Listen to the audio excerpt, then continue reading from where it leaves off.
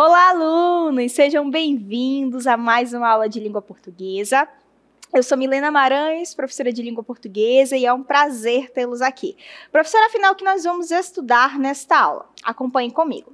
Temos nosso objeto de conhecimento, planejamento e produção de textos literários, jornalísticos, orais e multissemióticos. Usos expressivos de recursos linguísticos, paralinguísticos e cinésicos. E o nosso detalhamento: planejamento, elaboração, revisão, edição, escrita e reescrita de textos literários e jornalísticos orais, considerando o contexto em que foram produzidos, a forma de composição e o estilo, a clareza, a coesão, a variedade linguística empregada, os elementos relacionados à fala e à cinésica. Então, gente, vamos à nossa aula?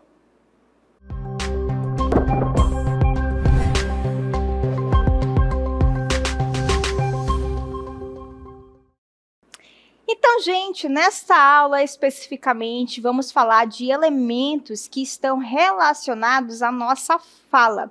E para iniciar o momento, eu quero que vocês pensem aí comigo como que pronuncia a primeira palavra. Inclusive, há um objeto ali, um local com grama, não é? E dentro desse local existe um negócio aí, né? Eu não posso falar a palavra, senão eu vou dar a resposta. E eu quero que vocês pensem comigo, como eu pronuncio esta palavra? Como que você diz aí? Se a gente pensar a palavra aí relacionada a esse elemento que está dentro ali da imagem, é casa. Veja que para eu ter essa ideia de casa, eu não tiro da minha cabeça, não é assim que funciona. Eu faço a junção de vários sons para então, daqui da minha boca, sair a palavra casa, por exemplo, ok? Do outro lado, nós temos também, dentro da imagem, um ser, não é, com óculos, e ele está rindo para nós. Pergunto, como eu pronuncio este ser? Possivelmente ele deve ter em torno de 6, 7 anos. E aí, como eu pronuncio quando eu quero dizer o nome deste ser? Com certeza você falou criança. Então perceba que também, para eu ter a ideia do que é uma criança, esses sons saem aqui da minha boca, eu faço uma junção de vários fonemas aí, para então ter a ideia da criança, falar criança, ok? E depois nós temos a última imagem, bem conhecida aí de vocês, possivelmente, quando vocês estão em qualquer ambiente, já ficam com o celular, possivelmente, não é? Então, já pronunciei para vocês a palavra aí, ó, celular. Perceba também que para dar esta ideia, eu faço a junção de vários sons e então sai a palavra celular. Ok? Porque eu trouxe essas imagens para vocês e perguntei a vocês como se pronuncia, porque eu quero falar especificamente agora a respeito de um conceito. Então, acompanhem comigo, que é o conceito de fonemas. É a menor unidade sonora da palavra e exerce duas funções: formar palavras e distinguir uma palavra da outra. Nós vamos voltar às imagens anteriores. Então, quando eu digo, por exemplo, casa, sai o som K, A, Z e o A. Então, perceba que esses sons se juntam e formam a palavra casa. Quando eu digo K, A, Z e A, isso é fonema. Cada um desses sons é um fonema. Por isso que lá no conceito está dizendo que é a menor unidade da palavra, porque eu começo juntando esses sons para então eu formar palavras de fato. Mesma situação acontece em criança. Então, eu tenho K, o R, o I, o A e assim por diante. E a mesma situação acontece em celular. Se eu for falar cada uma dessas letrinhas, né, elas vão apresentar um som que é a menor unidade. E não só para formar palavras. Elas servem também para distinguir palavras. Porque, veja, eu posso falar, por exemplo, capa. Capa é uma coisa. Agora, se eu mudo a primeira letra, o primeiro som e falo tapa, já é outra palavra. Então, os sons servem de fato para formar palavras, como vocês estão vendo, mas também servem para fazer distinção. Uma coisa é capa, outra coisa é tapa. Então, o menor som, um fonema já mudou totalmente a palavra, tá bom? Vamos continuar com o conceito de fonema.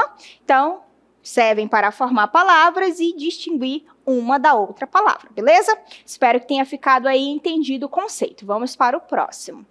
Nós temos agora o conceito de fonética e fonologia. Quando eu falo de fonética e fonologia, é justamente a área que trabalha com a forma que eu pronuncio esses sons, como eles aparecem na língua portuguesa, tá bom? Então, fonologia é a parte da gramática que estuda os sons da língua, sua capacidade de combinação e sua capacidade de distinção. Vamos ver o próximo, que é sobre fonética. Descreve os aspectos articulatórios e as propriedades físicas de todos os sons. Professora, eu não entendi nada. Vamos voltar ao primeiro conceito, que é sobre fonologia.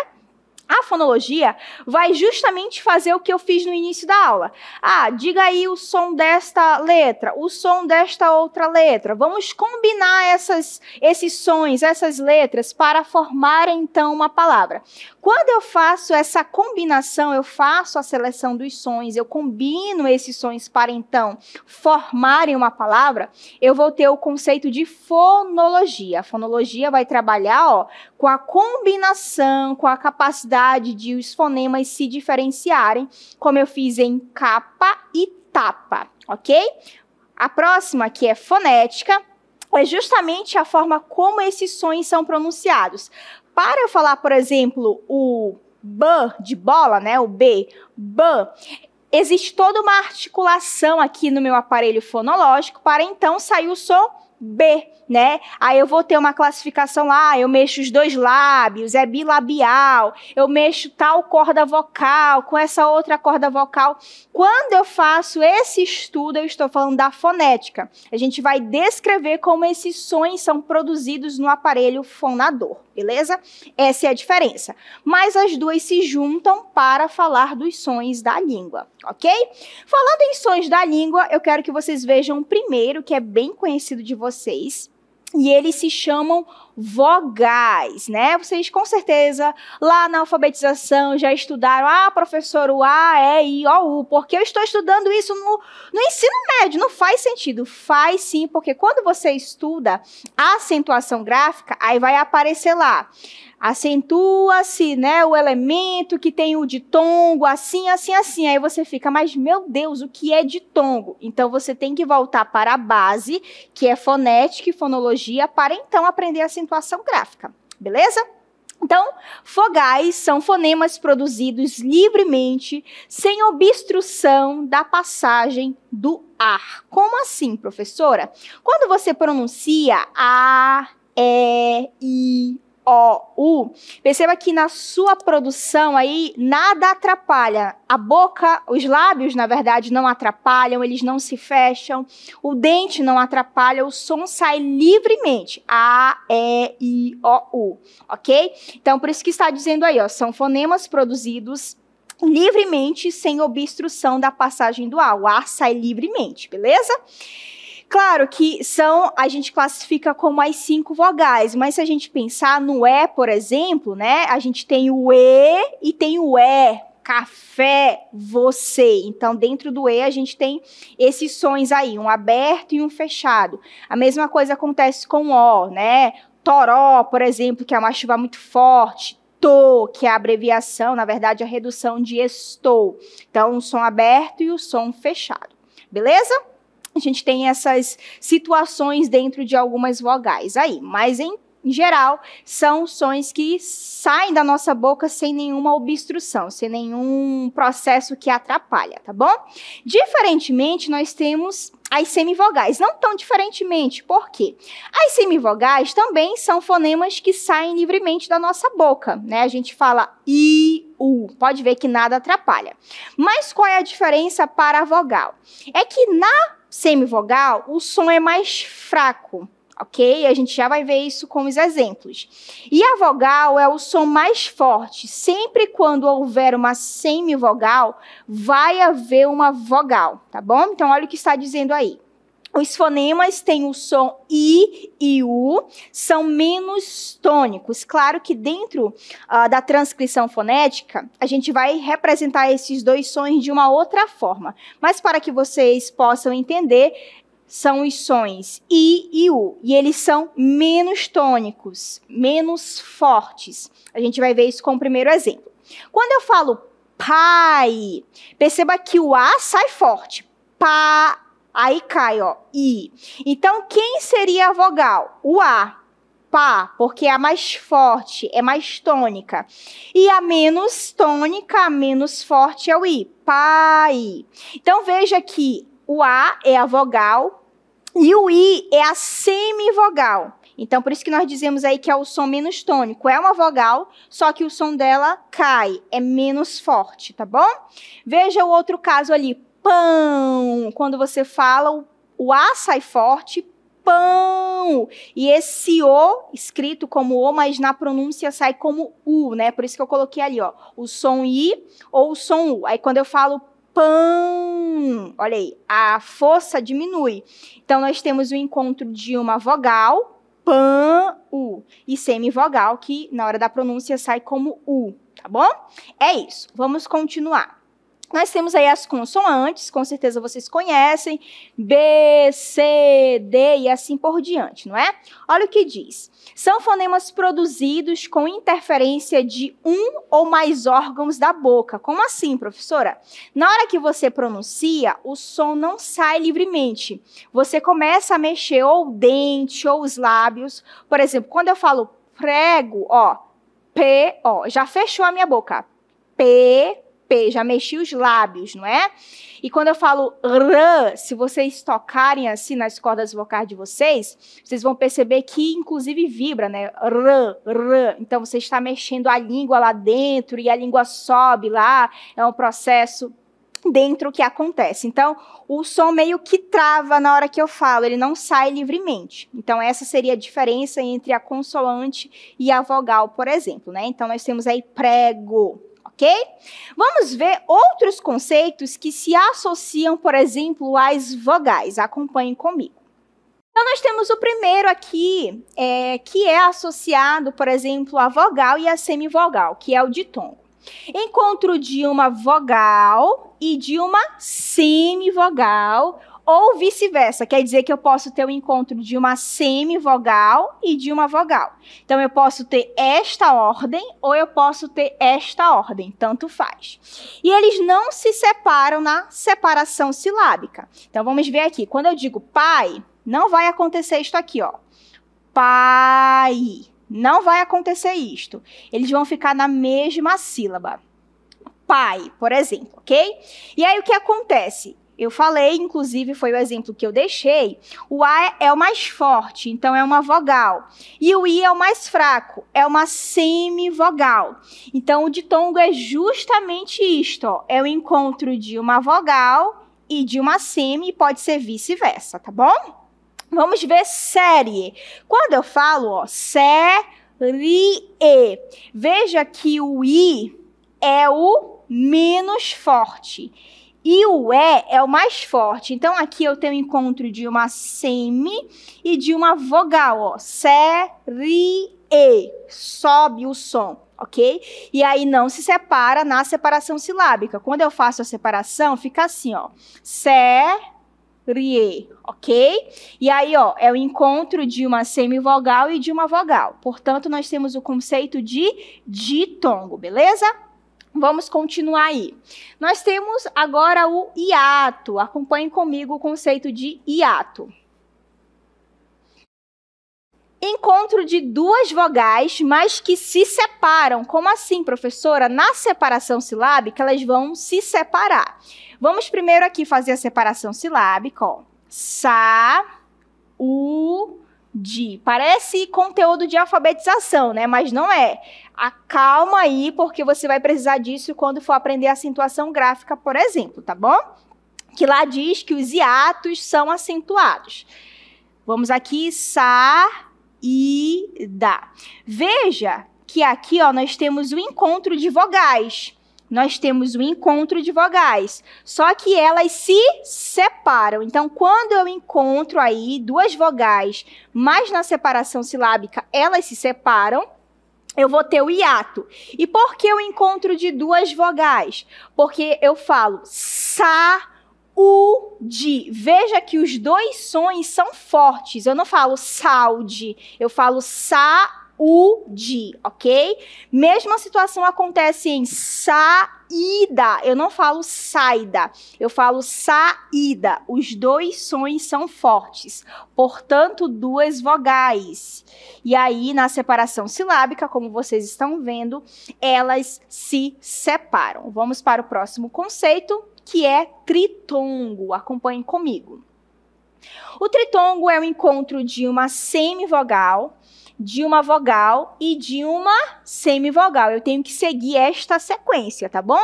Quando eu falo Paraguai, perceba que bem aqui, ó, existe um encontro, U, A, I. Se eu for pronunciar, fica assim, ó, Paraguai. Veja que o U é um pouco fraco, o I é um pouco fraco e o A é forte.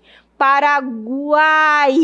Então, eu tenho um encontro de uma semi, de uma vogal e de uma semivogal. Isso se chama tritongo. E ele não se separa, tá bom? Na separação silábica. Então, quando eu faço assim, ó, Paraguai.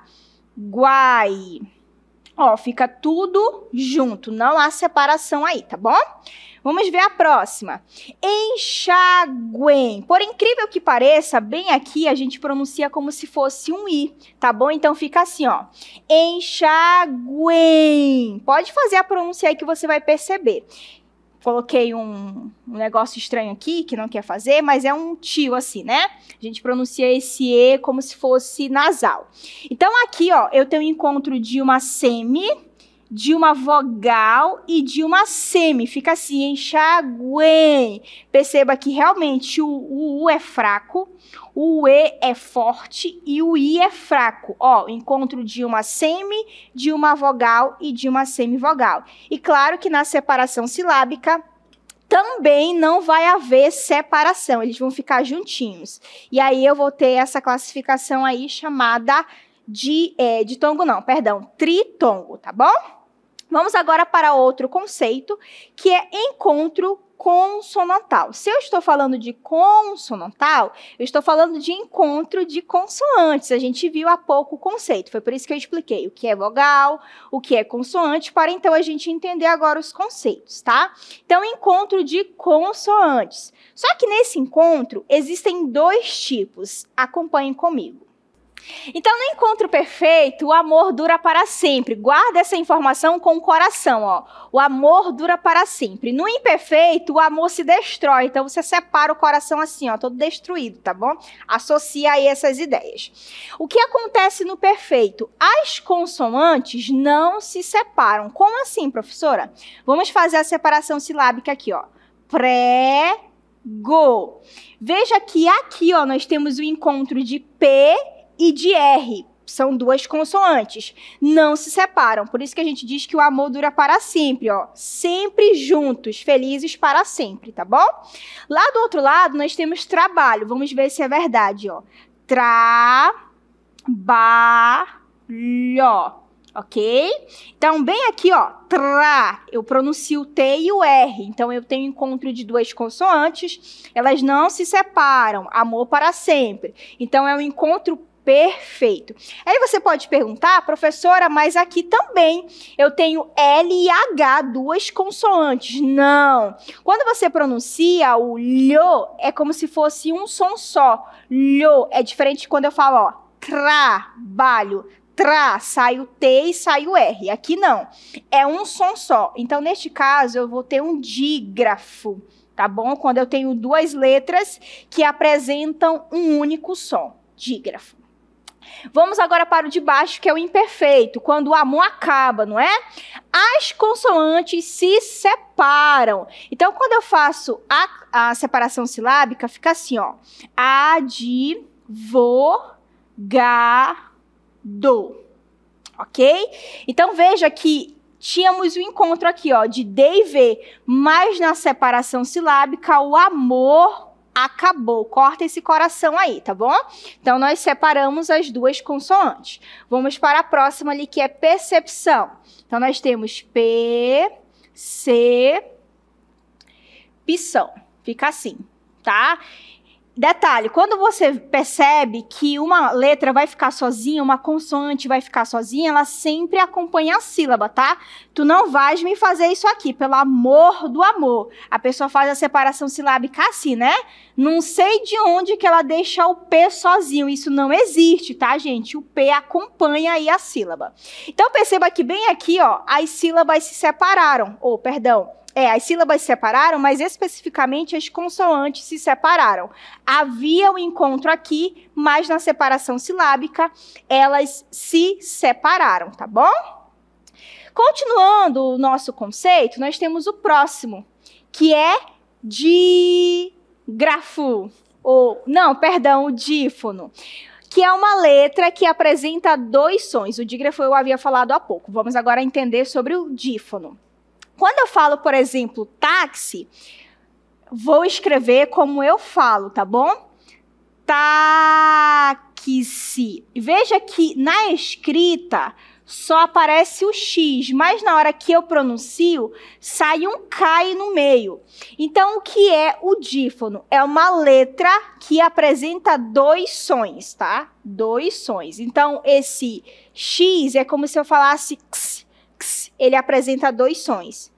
Chamo isso de dífono, tá bom? A mesma situação acontece em complexo. Quando eu falo, vou escrever aqui como eu falo, né? Complexo.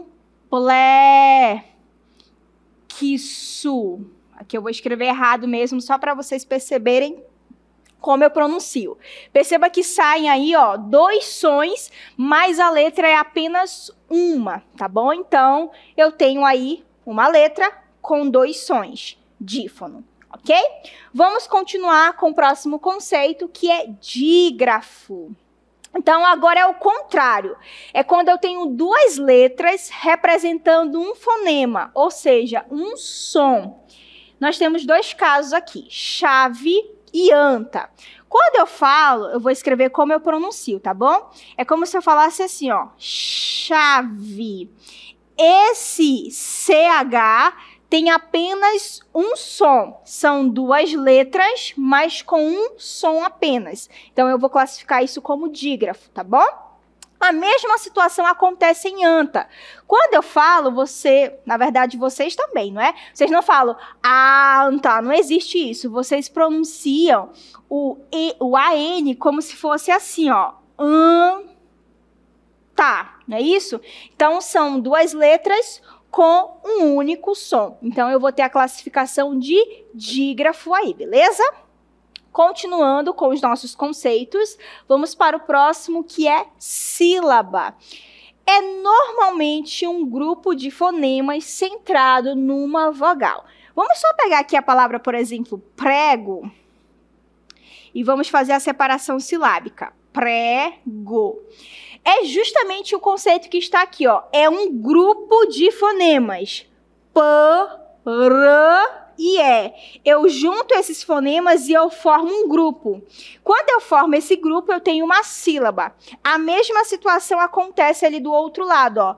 G e O. Juntei os dois sons e formou uma dupla aí, um grupinho, não é? Então, essa formação eu chamo de sílaba. E a base da sílaba sempre é uma vogal. Quer um exemplo? Quando vocês falam, por exemplo, advogado, vou escrever aqui, vocês, ó, se o D, vou separar aqui, advogado. Se estivesse, por exemplo, o D sozinho, ficaria assim, ó, advogado. Só o D apenas aqui ajudaria a formar a palavra? Não, eu preciso da vogal aí. Por isso que a base da sílaba da nossa língua é a vogal. A gente precisa da vogal para então fazer aqui, ó, a nossa palavra. Se eu tiro todas as vogais, olha como vai ficar estranho. D, V, G, D, não faz sentido essa palavra. Então, por isso que a base da nossa sílaba é a vogal, tá bom, gente? É isso. Vamos continuar. Quanto ao número de sílabas, vamos ver aqui, ó. Nós podemos ter apenas uma sílaba, ela vai se chamar de monossílaba. Quando eu falo fé, é apenas uma sílaba, certo? Uma. Então, eu chamo de monossílaba, ok?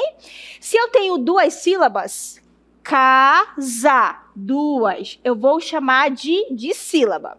Se eu tenho três, vou apagar aqui, parede. Se eu tenho três, eu vou chamar de trissílaba. E se eu tenho 4 ou mais, eu vou chamar de polissílaba. Matemática. Então, eu tenho 1, 2, 3, 4, 5. Ixi, tem mais de 4 aí. Então, eu vou chamar isso de polissílaba. Perceba que eu estou falando sobre o número. Eu tenho que fazer a contagem para saber quantas sílabas tem. Aí, dependendo da quantidade de sílaba, a gente faz essa classificação que vocês estão vendo aí, beleza? Vamos agora continuar, ainda falando de sílaba. Nós temos a sílaba tônica e a sílaba átona. Vamos entender a diferença e depois a gente vai ver isso com os exemplos. Sílaba tônica é alta intensidade na pronúncia, ou seja, quando eu pronuncio, é a sílaba mais forte. É perceptível na hora que você ali pronuncia. Então, na hora em que eu pronuncio, corrigindo aqui a minha fala melhor, você vai perceber que é a sílaba mais forte, tá bom? E a sílaba átona tem baixa intensidade, você vai perceber que ela é a mais fraca. Quando eu falo, por exemplo, parede, quem é a mais forte? Com certeza você vai dizer que é o re. Então, eu classifico o re como sílaba tônica, porque tem alta intensidade. E o pá e o d tem menos intensidade, baixa intensidade. Então, eu classifico como sílabas átonas, tá bom? Mesma situação acontece em so, fá. Quem é mais forte? O fá. So, fá. E aí, eu classifico o so como sílaba átona e o fá como sílaba tônica. Por que eu falei que você precisa estudar isso para entender a acentuação gráfica? Olha o que diz a regra aí sobre o sofá. Oxítonas terminadas em A recebem acento gráfico. Como que você vai entender a regra de acentuação gráfica se você nem entendeu a base? Então, percebem por que vocês precisam estudar isso? Falando dessa ideia de oxítona, eu quero que vocês acompanhem o próximo conceito comigo, que é justamente quanto à tonicidade. Qual dessas sílabas é a mais forte? A partir disso, nós vamos ter a classificação. Então, se for a antepenúltima, pêssego. Então, se eu faço a contagem, pêssego, pêssego, P é a primeira. Então, é a antepenúltima, não é? Eu vou classificar como proparoxítona. Ela é a mais forte.